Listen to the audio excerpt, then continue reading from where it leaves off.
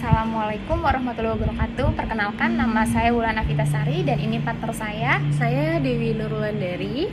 Kami ingin mempresentasikan tugas besar mata kuliah pendidikan karakter yang berjudul Membangun Karakter Unggul dengan Menggali Potensi Diri dengan Integritas dan Profesionalisme. Di sini kita ada latar belakang masalah. Dalam beberapa tahun terakhir, masyarakat telah mengalami perubahan yang sangat cepat dan kompleks. Teknologi telah berkembang dengan sangat cepat dan globalisasi telah membuka peluang baru untuk berinteraksi dan berbagi informasi. Namun, perubahan ini juga telah membawa tantangan baru seperti persaingan yang sangat ketat, tekanan waktu yang sangat tinggi, dan kebutuhan akan kemampuan beradaptasi yang sangat baik. Dalam situasi seperti ini, memiliki karakter unggul dan potensi diri yang sangat baik penting untuk meningkatkan kualitas hidup dan kontribusi dalam berbagai aspek kehidupan. Karakter unggul dan potensi diri yang baik dapat membantu seseorang untuk menghadapi tantangan dan mengembangkan diri sendiri secara efektif. Oleh karena itu, dalam tugas ini kita akan membahas bagaimana membangun karakter unggul dengan menggali potensi diri dengan integritas dan profesionalisme. Pembahasan kali ini, di era yang terus berkembang, tantangan yang dihadapi oleh individu dalam mencapai kesuksesan kesejahteraan tidak pernah sebesar ini. Di tengah kehidupan yang serba cepat dan kompleks, memiliki karakter yang unggul dengan menggali potensi diri menjadi sangat penting. Karakter yang unggul bukan hanya ditandai oleh kemampuan dan keahlian yang teknis, tetapi juga integritas dan profesionalisme dalam setiap tindakan dan interaksi. Makalah ini akan membahas pentingnya membangun karakter unggul dengan menggali potensi diri melalui integritas dan profesionalisme. Apa sih membangun karakter unggul itu? Yaitu suatu proses yang kompleks dan memerlukan perjuangan yang keras.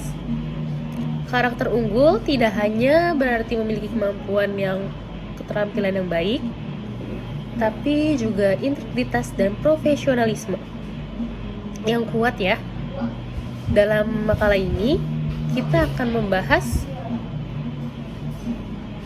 bagaimana menggali potensi diri untuk menjadi karakter yang unggul dan integritas yang profesionalisme.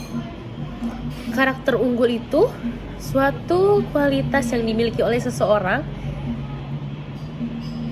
dengan penuh keterampilan, nilai-nilai yang tinggi.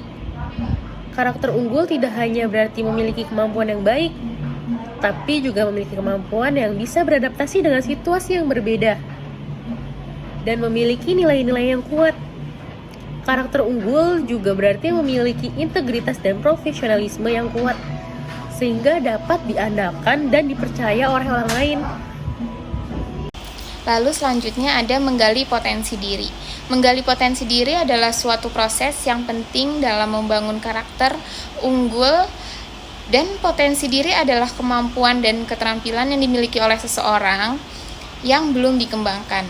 Mengendali potensi diri dapat dilakukan dengan cara mengenali diri sendiri, lalu mengembangkan keterampilan dan mengembangkan kemampuan. Selanjutnya ada profesionalisme, yaitu suatu nilai yang penting untuk membangun karakter unggul. Profesionalisme adalah suatu kualitas yang dimiliki oleh seseorang yang memiliki kemampuan, keterampilan, dan nilai-nilai yang tinggi. Profesionalisme dapat dikembangkan dengan cara mengembangkan kemampuan dan mengembangkan keterampilan. Lalu selanjutnya ada integritas, yaitu suatu nilai yang penting untuk membangun karakter unggul. Integritas adalah suatu kualitas yang dimiliki oleh seseorang yang memiliki nilai-nilai yang kuat dan tidak terpengaruh oleh tekanan atau kepentingan pribadi. Integritas dapat dikembangkan dengan dua cara, yaitu mengembangkan nilai-nilai dan mengembangkan kesadaran. Untuk mengembangkan nilai-nilai adalah suatu cara mengembangkan integritas. Nilai-nilai yang dikembangkan dapat membantu kita untuk memiliki nilai-nilai yang kuat dan tidak mudah terpengaruh oleh tekanan atau kepentingan pribadi. Selanjutnya ada mengembangkan kesadaran, yaitu suatu cara untuk membangun integritas. Kesadaran yang dikembangkan dapat membantu kita untuk memiliki kesadaran yang tinggi dan tidak mudah terpengaruh oleh tekanan atau kepentingan pribadi. Lalu di sini ada hakikat manusia dan ketuhanan dalam konteks pengembangan diri. Pengembangan ini merupakan perjalanan menuju penemuan dan pengembangan potensi yang dimiliki oleh individu. Dalam konteks ini, pengakuan akan hakikat manusia dan hubungannya dengan ketuhanan memberikan landasan moral yang kuat. Manusia diciptakan dengan potensi yang tak terhingga, dan pengembangan diri adalah upaya untuk mengaktualisasikan potensi tersebut. Ketuhanan memperkuat pemahaman akan nilai-nilai moral yang menjadi pedoman dalam pengembangan diri, seperti kejujuran, keadilan, dan kasih sayang. Hakikat manusia ini juga dalam konteks pengembangan diri adalah topik yang sangat relevan dan penting dalam memahami peran dan tujuan manusia dalam kehidupan. Dalam Islam, pengembangan diri tidak hanya berfokus pada mencapai kesuksesan materi, tetapi lebih jauh mengaruh pada kesempurnaan akhlak, spiritualisasi, dan hubungan dengan Allah Subhanahu wa taala. Manusia sebagai makhluk yang diciptakan secara sempurna dibekali dengan akal pikiran. Dengan setiap individu mampu untuk terus berpikir untuk menjadi pribadi yang lebih baik lagi. Pengembangan diri dalam Islam berarti mengembangkan potensi yang ada pada diri manusia untuk menjadi lebih sempurna. Jadi manusia memiliki otoritas dalam kehidupannya, makhluk yang sadar, mandiri, pelaku aktif yang dapat menentukan segalanya. Oke, lalu selanjutnya akan diteruskan oleh teman saya. Untuk selanjutnya yang akan kita bahas adalah penerapan sikap taat hukum, disiplin, dan visi. Dalam kehidupan sehari-hari, sangat penting untuk mencapai kesuksesan dan menciptakan lingkungan yang harmonis. Sikap taat hukum berarti mematuhi peraturan dan norma yang berlaku dalam masyarakat, yang dapat membantu mencegah konflik dan meningkatkan keamanan. Disiplin pada gilirannya membantu individu dalam mengelola waktu dengan efektif dan mencapai tujuan yang telah ditetapkan. Visi sebagai arah dan tujuan yang jelas, membantu individu untuk tetap fokus dan bergerak menuju pencapaian yang diinginkan. Dalam konteks pengembangan diri, penerapan sikap taat, disiplin, dan hukum dapat dilakukan dengan cara: 1. Dengan cara menginternalisasi nilai-nilai seperti kejuangan, kewirausahaan, dan kepedulian terhadap masyarakat dapat membantu individu dalam mengembangkan sikap taat, hukum, dan disiplin. Yang kedua, mengembangkan kesadaran hukum. Mengembangkan kesadaran hukum sejak dini melalui pendidikan formal dan informal dapat membantu masyarakat dalam memahami hak-hak dan tanggung jawab terhadap hukum. Yang ketiga, mengembangkan disiplin. Melalui latihan dan pengembangan diri dapat membantu individu dalam mengelola waktu dengan efektif dan mencapai tujuan yang telah ditetapkan.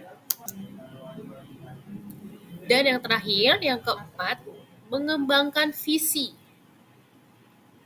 Dengan cara melalui pengembangan diri dan pengembangan tujuan yang jelas, dapat membantu individu dalam tetap fokus dan bergerak menuju pencapaian yang diinginkan.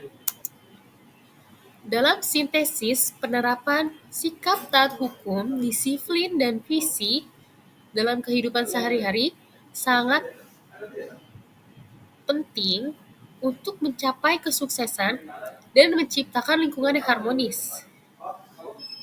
Dengan menginternalisasi nilai-nilai, mengembangkan kesadaran hukum, mengembangkan disiplin, dan mengembangkan visi, individu dapat meningkatkan kemampuan mereka dalam mengelola waktu yang efektif dan mencapai tujuan yang telah ditetapkan. Untuk selanjutnya, kita akan membahas berpikir positif dan manajemen waktu yang efektif. Apa sih berpikir positif dan manajemen waktu yang efektif? Adalah dua elemen yang sangat penting dalam mencapai kesuksesan. Berpikir positif membantu individu dalam menghadapi tantangan yang lebih baik dan menjaga motivasi dalam mencapai tujuan. Manajemen waktu yang efektif pada gilirannya membantu individu dalam mengatur waktu secara bijaksana, memprioritaskan tugas, dan menghadiri pemborosan waktu. Kedua hal ini sangat penting dalam mengoptimalkan potensi diri dan mencapai kesuksesan. Berikut beberapa cara untuk mengintegritas berpikir positif dan manajemen waktu yang efektif. 1. Membuat daftar tujuan. Membuat daftar tujuan yang jelas dan spesifik membantu individu dalam mengarahkan diri mereka ke arah yang lebih positif dan memberi tujuan yang jelas untuk diwujudkan. Dalam mengatur waktu dan memprioritaskan tugas yang sesuai dengan tujuan mereka. Yang kedua, mengatur prioritas. Apa sih mengatur prioritas itu? Yaitu bagian penting dari manajemen waktu yang efektif. Dengan mengatur prioritas, individu dapat lebih dalam memfokuskan diri pada tugas yang paling penting dan menghadiri pemborosan waktu. Yang ketiga, menggunakan teknologi. Menggunakan teknologi dapat membantu individu dalam mengatur waktu secara lebih efektif. Contohnya, ada aplikasi pengatur waktu dapat membantu individu dalam mengatur jadwal, memantau kemajuan mereka. Untuk selanjutnya, mengembangkan keterampilan. Mengembangkan keterampilan yang relevan dengan pekerjaan atau tujuan dapat membantu individu dalam meningkatkan kemampuan mereka dan mengatur waktu untuk mencapainya. Dan yang terakhir adalah mengikuti jadwal, yaitu bagian penting dari manajemen waktu yang efektif. Dalam mengikuti jadwal, individu dapat lebih mudah mengatur waktu dan memprioritaskan tugas yang sesuai dengan tujuan mereka. Dalam sintesis, berpikir positif dan manajemen waktu yang efektif adalah dua elemen yang sangat penting mencapai kesuksesan. Dengan mengintegritaskan pikiran yang positif dan manajemen waktu yang efektif itu, individu tuh dapat lebih mudah dalam mengatur waktu, memprioritaskan tugas mereka untuk mencapai tujuan yang mereka inginkan. Lalu di sini ada etika pergaulan yang toleran. Etika pergaulan yang toleran sangat penting dalam membangun hubungan yang harmonis dalam masyarakat. Toleransi dalam pergaulan berarti menghargai keberagaman dan memperlakukan setiap individu dengan cara yang sama tanpa membedakan agama, suku, ras, atau budaya.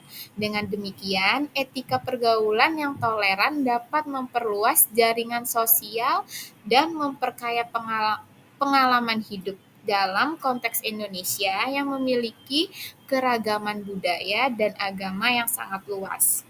Etika pergaulan yang toleran sangat diperlukan untuk menjaga keharmonisan masyarakat. Berikut ada beberapa contoh etika pergaulan yang toleran. Yaitu yang pertama, tidak menjadikan kebudayaan suku lain sebagai bahan gurauan dan memperlakukan semua orang dengan cara yang sama tanpa membedakan. Lalu ada menghargai agama lain dan tidak menghina atau mengejek agama lain, serta memberikan kesempatan kepada orang lain untuk beribadah dengan cara yang mereka inginkan dan menghargai perbedaan pendapat dan tidak menghina atau mengejek pendapat orang lain, serta memperlakukan setiap individu dengan cara yang sama tanpa membedakan. Lalu yang terakhir di sini ada kita harus menghargai keberagaman dan memperlakukan setiap individu dengan cara yang sama tanpa membedakan agama, suku, ras, dan budaya. Dengan menghargai keberagaman dan memperlakukan setiap individu dengan cara yang sama, etika pergaulan yang toleran dapat membantu masyarakat dalam membangun hubungan yang harmonis dan memperluas jaringan sosial. Lalu di sini ada kesimpulan, yaitu membangun karakter unggul dengan menggali potensi diri melalui integritas dan profesionalisme adalah suatu kebutuhan dalam menghadapi tantangan hidup yang kompleks. Hakikat manusia dan ketuhanan memberi landasan moral yang kuat, sementara sikap taat hukum, disiplin, dan visi memberi arah dalam mencapai tujuan. Integritas dan profesionalisme menjadi fondasi yang kuat dalam membangun karakter yang tangguh dan dapat diandalkan. Berpikir positif, manajemen waktu efektif, dan etika bergaul yang toleran juga menjadi faktor penting dalam pengembangan diri yang holistik. Dengan memahami dan menerapkan konsep-konsep ini dalam kehidupan sehari-hari, individu dapat mengoptimalkan potensi diri dan mencapai kesuksesan yang berkelanjutan. Sekian presentasi dari kami. Mohon maaf jika ada salah dan kekurangan dalam berpresentasi. Kami mengucapkan Sekian, terima kasih.